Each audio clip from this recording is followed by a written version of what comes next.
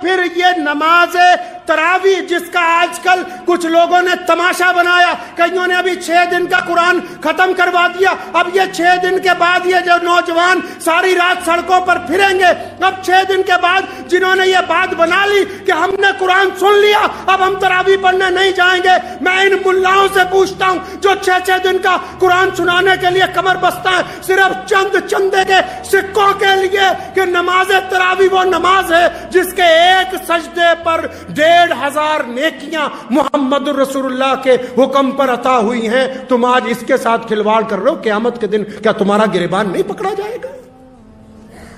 پکڑا نہیں جائے گا؟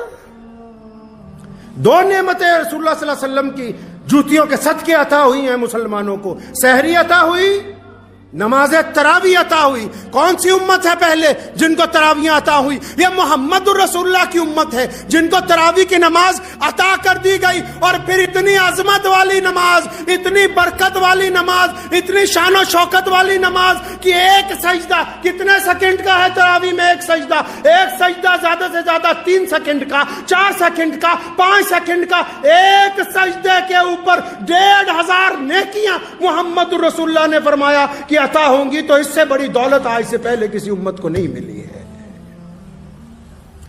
یہ ایسے ہے جیسے آپ اعلان کرتے ہیں کہ ہماری مسجد میں نماز پڑھنے آؤ 1500 روپے ملیں گے ہر ایک سجدے کی۔ ایسے ہے یہ نعمت جس کا کھلواڑ اڑا رہے ہیں کئی لوگ کہ جی چندہ نہیں ملے گا فلاں مدرسے کو اگر انہوں نے 6 دن میں ختم قرآن نہیں کرایا۔ جانا تو اپنی اپنی قبر میں ہے۔ محمد رسول اللہ صلی اللہ علیہ وسلم کے سامنے قیامت والے دن پیشی ہونی ہے۔ مسلمانوں کی 2 پیشیاں ہیں۔ اکثر میں کہا کرتا ہوں مسلمانوں کی 2 پیشیاں ہیں۔ تمام کائنات کے لوگ اللہ کے آگے جواب دے ہیں، مسلمان اللہ کے آگے بھی جواب دے ہیں، محمد رسول اللہ صلی اللہ علیہ وسلم کے آگے بھی جواب دے ہیں۔ 2 نعمتیں اللہ تبارک و تعالیٰ نے کتنی خوبصورت عطا فرمائی، کتنی پیاری نعمتیں ہیں۔ سحری عطا فرما دی، اور اس کے بعد نماز تراوی عطا فرما دی۔ اتنی بڑی نعمت کی ہر سجدے پہ یار 1500 نیکیاں، ہر ایک سجدے پہ 1500 نیکیاں۔ 40-45 منٹ میں ایک پارہ مکمل ہو جاتا ہے، ہر ایک سجدے پہ نیکیاں، کندھے سے کندھا جوڑ کے کھڑے ہونے پر نیکیاں، امام کا کہنا ماننے پر نیکیاں، امام کے پیچھے رکوع اور سجدہ کرنے کی نیکیاں، اجتماعیت کو برقرار کرنے کی نیکیاں۔ رمضان المبارک میں اس سے بڑی عظمت اور ہو کیا سکتی ہے مسلمانوں کے لیے؟ اور ان بیبیوں کو بھی کہتا ہوں جو صبح سے شام سحری اور افطاری گھر میں بنا رہی ہیں، بہترین کھانے کھلا رہی ہیں، لیکن اگر تراویاں نہیں پڑھتی تو پھر ابھی انہوں نے رمضان کو نہیں پایا۔ کھانا کھلا کے کچھ لوگوں کو خوش کیا جا سکتا ہے، لیکن میرا رب تو اس وقت خوش ہوتا ہے۔ پیارے نبی صلی اللہ علیہ وسلم نے فرمایا، حدیث کا مفہوم ہے اللہ کو بندہ سب سے زیادہ تب پیارا لگتا ہے۔ کب پیارا لگتا ہے جی؟ کب پیارا لگتا ہے؟ اچھے کپڑوں میں پیارا لگتا ہے، پیسے بانٹتا ہوا پیارا لگتا ہے۔ کب پیارا لگتا ہے؟ بہترین سرخی پاؤڈر میں پیارا لگتا ہے، اچھی دستار باندھنے پر پیارا لگتا ہے، اچھے لباس پہننے پر نہیں۔ اللہ کو اپنا بندہ اس وقت سب سے پیارا لگتا ہے جب وہ اس کے حضور سجدہ کرتا ہے، اس وقت اللہ کو اپنا بندہ سب سے پیارا لگتا ہے۔ پیارے نبی حضرت محمد رسول اللہ کہیے صلی اللہ علیہ وسلم سحری کر رہے تھے۔ حضرت مولا علی کرم اللہ وجہ رضی اللہ تعالیٰ عنہ بھی ساتھ میں تشریف فرما ہے، سحری کر رہے ہیں۔ حضرت مقداد رضی اللہ تعالیٰ عنہ بھی ہیں، 3-4 اور صحابی ہیں۔ سحری ہو رہی ہے تو سحری کر رہے ہیں، تو کرتے کرتے حضرت بلال رضی اللہ تعالیٰ عنہ تشریف لائے، یا رسول اللہ سحری کا وقت ختم ہو گیا ہے، یا رسول اللہ سحری کا وقت ختم ہو گیا ہے، ہاتھ روک لیں، میں جا رہا ہوں اذان دینے کے لیے۔ تو پیارے نبی حضرت محمد رسول اللہ صلی اللہ علیہ وسلم نے حضرت بلال رضی اللہ تعالیٰ عنہ کی طرف دیکھا، فرمایا ٹھیک ہے۔ اب یہ بلال رضی اللہ تعالیٰ عنہ جب سحری کے لیے اذان دینے کے لیے جا رہے ہیں کہ سحری کا وقت ختم ہو رہا ہے، تو فرماتے ہیں جب میں اس چبوترے کی اس چھت کی سیڑھیاں چڑھ رہا تھا تو میرے دل نے کہا کہ ابھی نبی علیہ الصلوۃ والسلام لگتا رکے نہیں ہیں۔ فرمایا میں نے سوچا دوبارہ جاؤں۔ سیدنا بلال رضی اللہ عنہ دوبارہ واپس آئے، فرمایا یا رسول اللہ سحری کا وقت ختم ہو گیا، اب ہاتھ روکے نا۔ نبی علیہ الصلوۃ والسلام کھانا کھا رہے ہیں بڑے لطف سے، کوئی اچھا سالن ہے بہترین انداز سے، صحابہ بھی ساتھ میں لگے ہوئے ہیں، 3-4 لوگ ہیں، کھا رہے ہیں۔ حضرت بلال دوبارہ آ رہے ہیں، حضرت بلال دوبارہ آئے، یا رسول اللہ سحری کا وقت ختم ہو گیا، میں جا رہا ہوں اذان دینے، رک جائیے۔ نبی علیہ السلام نے پھر اشارہ کیا، ٹھیک ہے جاؤ۔ اب یہ کہتے جب میں دوبارہ گیا، چھت کی سیڑھیاں چڑھنے لگا، تو پھر دل میں خیال آیا کہ ایک دفعہ دیکھ لوں رسول صلی اللہ علیہ وسلم سحری کرتے کرتے رک گئے، نہیں رکے۔ جب واپس آئے تو دیکھا رسول اللہ صلی اللہ علیہ وسلم سحری کر رہے ہیں، رکے نہیں ابھی۔ فرمایا یا رسول اللہ سحری کا وقت ختم ہو گیا، میں اذان دینے کے لیے جا رہا ہوں۔ تو فرمایا ٹھیک ہے جاؤ۔ جب یہ چلے گئے، تیسری مرتبہ فرماتے ہیں کہ میرے دل میں خیال آیا بلال ایک بار اور دیکھ لے۔ جب پھر واپس آئے تو دیکھا نبی علیہ الصلوۃ والسلام سحری کر رہے ہیں۔ فرمایا یا رسول اللہ سحری کا وقت ختم ہو گیا، اذان کا وقت ہو رہا ہے، میں جا رہا ہوں۔ اتنا کہہ کے پھر پلٹے تو نبی علیہ الصلوۃ والسلام سحری کر رہے تھے۔ بلال کہتے ہیں میرے دل میں آیا ایک دفعہ پھر دیکھ لوں۔ جب چوتھی مرتبہ آئے دیکھا پیارے نبی صلی اللہ علیہ وسلم سحری کر رہے ہیں اور اس سالن کو تناول فرما رہے تھے۔ اب انہوں نے دروازے پر کھڑا ہو کے کیا کہا؟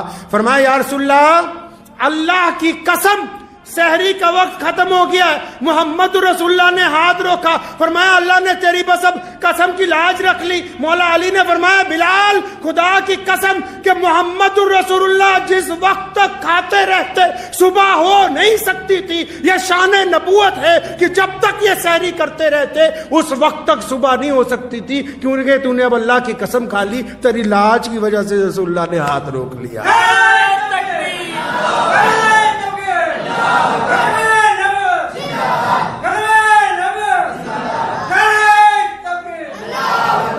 تو پیارے نبی حضرت محمد الرسول اللہ صلی اللہ علیہ وسلم کی زندگی کو پڑھیں اس رمضان میں۔ قرآن پاک کی کون سی آیتیں کب نازل ہوئیں، کیسے ہوئیں، رسول اللہ کیا چاہتے ہیں، جب تک پڑھیں گے نہیں بات نہیں بنے گی۔ تعویلات جتنی مرضی نکالتے رہو، جاہل آدمی وہ ہے جو اپنی غلطی نہ مانے۔ تلاش کریں اللہ اور اس کے رسول صلی اللہ علیہ وسلم کے احکامات کو۔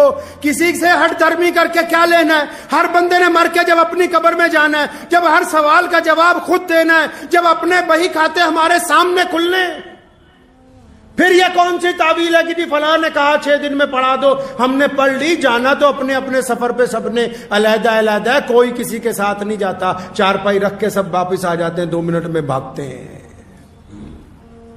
اس لیے اس رمضان کو، جو رمضان ہمارے درمیان آ گیا، اس کو پائیں پوری طاقت کے ساتھ۔ رمضان میں جتنا درود ہو سکتا ہے پڑھیں، یہ محمد رسول اللہ کا صدقہ ہے یہ روزے۔ رمضان میں جتنا بانٹ سکتا ہے بانٹیں، یہ محمد رسول اللہ صلی اللہ علیہ وسلم کی سنت ہے۔ رمضان میں اپنوں کو جتنا معاف کر سکتے کریں، یہ محمد رسول اللہ کا حکم ہے۔ یہ پیارے نبی علیہ الصلوۃ والسلام نے ہمیں سکھایا۔ یہ کیا دل میں روزہ بھی ہو، دشمنیاں بھی پالی ہو، روزہ بھی ہو، بےایمانیاں بھی ہو، روزہ بھی ہو، ٹھگی ہو، یہ روزہ نہیں ہے، پھر تو کچھ اور ہی ہے، یہ روزہ نہیں ہوتا، اس کا نام ہے۔ پیارے نبی علیہ الصلوۃ والسلام افطار کرتے تھے ایک کھجور کے ساتھ، یا کبھی پانی کے ساتھ، یا کبھی دودھ کے ساتھ۔ افطار کے بعد تھوڑا سا کھانا کھانا۔ اسی افطاری کتنا کرتے ہیں جی؟ اسی کتنا کرتے ہیں افطاری کہ 5-7 سدھے گلاس کوکا کولا دے اندر، آدھا کلو مرغا، تھوڑی جی بریانی، تھوڑا جا قورمہ، 2-4 فروٹ۔ تو افطاری کردے کردے عشاء کی نماز کے وقت یہ حالت ہو جاتی ہے، آدھے سوچتے بھی تراویح پڑھنی ہے کہ نہیں پڑھنی ہے، نہیں پتہ لگ رہا۔ آج رمضان بلا شبہ اللہ نے اس مہینے میں بڑی نعمتیں عطا فرمائی ہیں، لیکن ان نعمتوں کا استعمال ان کے طریقے کے مطابق ہونا چاہیے۔ کھانے میں اتنا لطف نہیں آتا ہے جتنا کھلانے میں آتا ہے۔ ہمارے نبی علیہ الصلوۃ والسلام کا طریقہ تھا، جب کوئی چیز آتی تھی بڑے بانٹتے تھے اس کو۔ کھانے میں اتنا نہیں لطف آتا ہے جتنا دوسروں کو کھلانے میں آتا ہے۔ بدلہ لینے میں وہ مزہ نہیں ہے جو معاف کر دینے میں ہے۔ نبی علیہ الصلوۃ والسلام نے اسی رمضان المبارک میں مکہ مکرمہ کو فتح کیا ہے، اور آپ اگر فتح مکہ کے واقعات کو پڑھیں گے تو آپ کو رمضان المبارک کے ایک علیحدہ تصویر نظر آئے گی۔ اور پھر اسی رمضان المبارک میں محمد رسول اللہ نے جنگ بدر میں کفر پر فتح حاصل کی ہے۔ جب آپ بدر کے میدان کو پڑھیں گے آپ کے سامنے رمضان کی ایک اور تصویر آئے گی۔ یہ رمضان المبارک ہے، اس مہینے میں قرآن نازل کیا گیا، فرمایا یہ رمضان اللہ کو راضی کرنے کا مہینہ ہے، تو آئیے ہم مل کے اپنے کردار سے اپنے رب کو راضی کریں انشاءاللہ تعالی۔ کریں گے انشاءاللہ تعالی؟ ہاں، زیادہ سجدے اور تسبیحاں اس وقت قبول ہوں گی جب دل کا کوڑا کرکٹ۔ فرمایا انس میرے بیٹے ایک بات تمہیں بتاؤں، حضرت انس رضی اللہ تعالیٰ عنہ کو نبی علیہ السلام نے فرمایا تمہیں یہ میں بات بتاتا ہوں کہ بہترین اللہ کو بندہ وہ پسند ہے جو صبح کو اس حال میں اٹھے کہ اس کے دل میں کسی کے لیے کوئی برائی نہ ہو، اس حال میں اٹھے۔ ٹھیک ہے بہت سارے جھگڑے ہیں، بہت ساری ناراضگیاں ہیں، بہت ساری غیبتیں ہیں، بہت سارے آپ پہ الزامات لگے، چھوڑ دیجئے، آپ ان کو اللہ کے واسطے معاف کیجئے، اللہ آپ کو معاف فرما دیں گے۔ معاف کرنے کا جذبہ پیدا کریں، اور اگر آپ معاف کرنے کا جذبہ رکھیں گے اللہ آپ کو اس کی نعمتیں عطا فرمائیں گے، اس کا بھی اجر عطا فرمائیں گے۔ دعا کیجئے، وقت بھی ہو گیا، اللہ تعالیٰ مجھے بھی اور آپ سب کو بھی ان باتوں پہ عمل کی توفیق عطا فرمائے۔ وآخر دعوانا ان الحمد للہ رب العالمین۔